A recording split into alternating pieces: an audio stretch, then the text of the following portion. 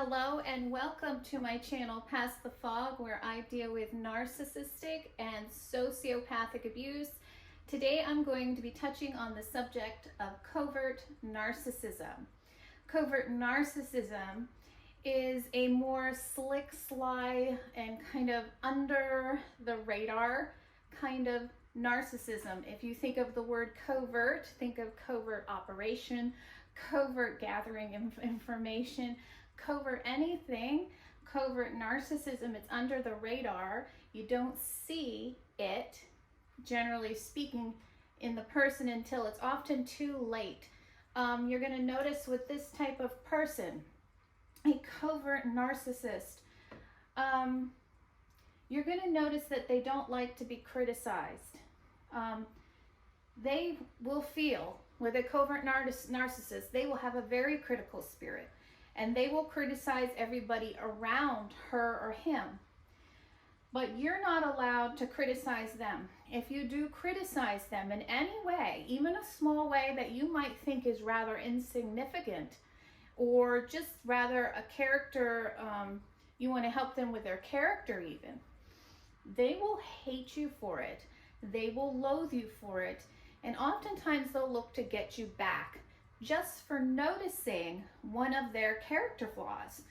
So if you're dealing with, you could just mention to them, I noticed that you are controlling or something like that, or I noticed that you can be blah, blah, blah. Well, they're not going to be able to handle any type of criticism. But once again, they will be able to dish out a lot of criticism towards you. This ends up being very confusing if you're dealing with a covert narcissist, because while you're trying to kind of establish the friendship or find a resolution in the situation, what you're going to end up realizing when you're dealing with a covert narcissist is they're not trying to really resolve the situation. They're not really trying to get anywhere, even in the relationship sometimes, unless they can have the upper hand. And once again, it's always the upper hand on you. And so they'll often criticize you to put you in your place. They'll put you in your place. You're not going to be able to have a relationship with a covert narcissist usually that's horizontal. It's going to be them above you and you're under them. And they're going to keep it that way by continually criticizing you and making you feel like you can never do the right thing. You'll be finding yourself in situations that they will set you up. They'll put you in double binds. You'll never be able to do the right thing with a covert narcissist. You'll notice that they are arrogant. Their arrogance is very manifested as sort of grandiosity. You'll notice they'll assume things about you. They may say, well, we're sorry you da-da-da-da. An assumption will be made about you often. It's their grandiosity. And it's also, at the same time, if you're dealing with a vulnerable narcissist, a covert vulnerable narcissist, you'll notice that there is vulnerability mixed with grandiosity, which is very, very confusing. You'll notice that they will be crying and begging for your help at one minute, and the other minute they'll be devouring you, and they'll be grandiose towards you. And they know everything, and they know everything about you. And then it's a very confusing thing, because one moment they are your friend, one moment they are an angel, the next moment they are a demon. So it's an angel who's vulnerable, needs your help. The next moment, a demon and hates you and loathes you, is jealous of you, and down here, envious of you. They're entitled. So the covert narcissist is entitled to say whatever they want to about you, and they're entitled to use you. They're entitled to everything. You need to take your script and read your lines, which many of us will end up doing after dealing with a covert narcissist, because we won't realize what is happening. And at the end of any situation with a covert narcissist, we're sitting there, most of us, thinking, how did I let that happen? What just happened? Well, they're using different things with you. You know how I mentioned the angel and demon thing? Back and forth and confusing you. They're also criticizing you. They'll use circular conversations with you to confuse you. Gaslighting, also gaslighting you so that you begin to doubt yourself.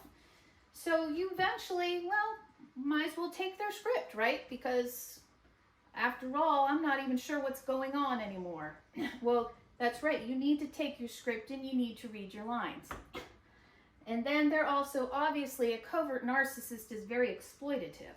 If you give them any personal information, they will exploit it. They feel entitled. They feel entitled to do whatever they have to do to you, set you up, record you, whatever they need to do. They don't care, and they'll use it, and they're exploitative. They do not actually care about you. You are simply a role in their magical world of thinking, and you need to take your script and read your lines. They'll be exploitative of anything you've gone through. They actually, covert narcissists, the only person that matters to a covert narcissist is the covert narcissist and perhaps anyone that they might be trying to protect. Say another narcissist or a golden child or a malignant narcissist, okay? Sometimes you'll find them in groups sort of protecting each other and this weird narcissistic fantasy world they create, okay? Where they have their magical world of thinking and they're writing their story about you, all right? So, and you don't even know what the story is, but it would be nice if they would tell you, wouldn't it? But they don't feel they need to tell you because, once again, they're entitled to withhold information from you, you know? Okay, so then they're exploitative. Magical thinking, so they can be seen and thought of as perfect. They have this idea of themselves, blameless, superior, right, never lies, perfect, okay? And you are the opposite. You're the instigator, you're the problem, you're the liar, you're the bad person. They're perfect. In their magical thinking, this is what they actually think, so they can be seen and thought of as perfect. Now, they do all these things to you, gaslighting, stonewalling, creating a narrative behind your back, coercive control, word salad games, all these things they're entitled to do. They smear you, they scapegoat you. And for whatever reason, while they're doing all this to you and withholding what they're saying about you so you cannot even defend yourself, somehow they've convinced themselves they're perfect in the situation, right? They're perfect. They didn't do anything wrong. Besides, you deserved it, right? And finally, two more things. You'll notice they're envious. They will attack anyone that is a threat to them, anyone they view as being more above them in any way. Anybody that's a threat or as a gifted person, they're extremely envious. A covert narcissist is extremely envious of you. And if you're being attacked by one, it's a very painful experience, but consider it a badge of honor because somebody wanted to take you down. Somebody wanted to take you down because they saw something in you that was envious and enviable. Okay? And finally, no boundaries. You exist to please them, or you do not exist at all. Okay? No boundaries. You exist to please them, or you don't exist at all. So you need to do whatever the covert narcissist says. And the covert narcissist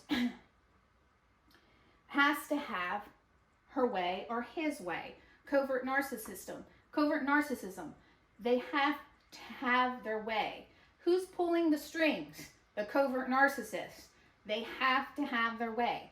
So they will create a narrative. Now they will accuse you of so many of these things and say you did anything that was like that at all, because we have a conscience and we're not morally insane, we will say, I'm really sorry.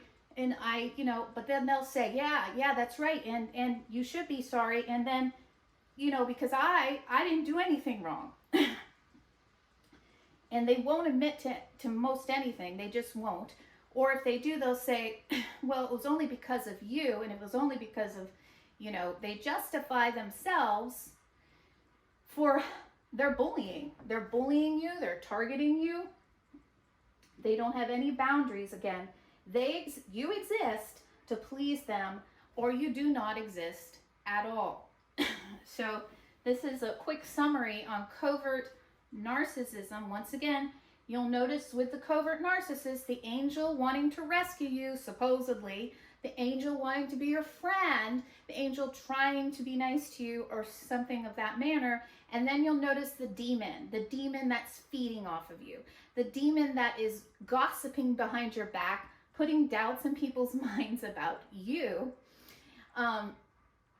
exaggerating your wrongdoings, portraying themselves as the victim of you when you are the victim of them. It's sort of like if you were in a you were a guard and you had a prisoner, and the guard is whipping the prisoner, and while the guard is whipping the prisoner, the guard is crying out in pain. While they are consuming you, they are crying out in pain, saying that they are being consumed by you. They're not the abuser, you're the abuser. Covert narcissists will always play the victims. This is what confuses you. And if they can get you to react, which covert narcissists can, because of gaslighting and other tactics they use to get you riled up and baiting you for a reaction, they will use that against you in a smear campaign or anything else that a covert narcissist will use to make themselves look good and you look bad. After they have abused you, after they have set you up, after they have engineered a framing game against you, as many of us have experienced the framing game going on behind. You can see it going on, the setup for the sabotage, the mind control, the brainwashing. You're over apologizing. You're over admitting to things. You're apologizing for things you haven't even done to the covert narcissist sometimes, because the covert narcissist and malignant narcissist, for that matter, can really get inside of our heads and mess with our heads really bad. And they can flip entire narratives around to make you look like you're the instigator and you're the problem, when they have been setting you up intentionally, setting you up for misdeeds and looking to actually harm you and take your reputation. Sometimes, maybe not in everyone's situation, but sometimes they even go that far. But in any case, so this is a real quick outline of covert narcissism. I hope this has helped you to understand it a little bit better. Thank you for watching my channel, and if this has helped you, please hit the subscribe button.